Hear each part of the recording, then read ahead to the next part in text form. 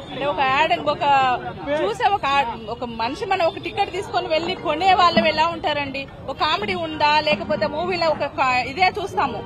ఎక్కువ కామెడీ చాలా ఇష్టపడతాం, చాలా మంది పైన కామెడీ ఇష్టపడతాం. ఈ ఫైట్లని అవని ఇవన్నీ చాలా మంది లేడీస్ కు భయమే ఉంటుంది.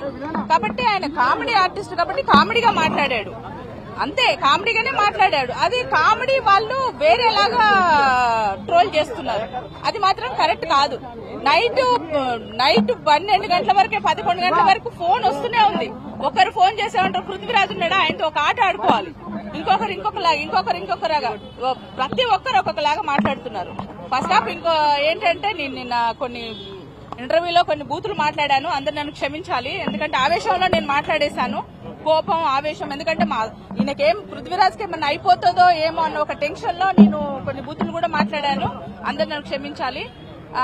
మెయిన్ ఏంటంటే నాకు కామెంట్స్ పెడుతున్నారు, వాళ్ళందరికీ థ్యాంక్స్ చెప్తున్నా. ఎందుకంటే నువ్వు ఇలాగా అని చెప్తున్నారు.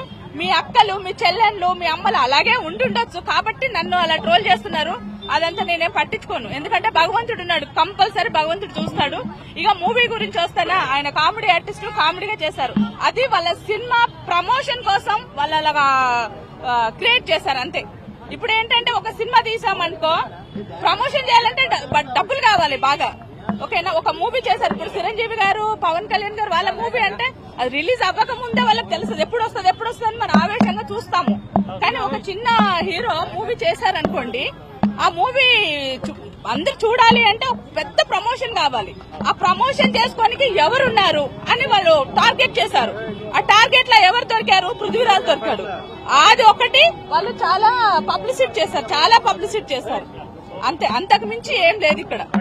కావాలని రాజకీయ నాయకులను మాత్రం మేము ఎప్పుడూ మాట్లాడాం.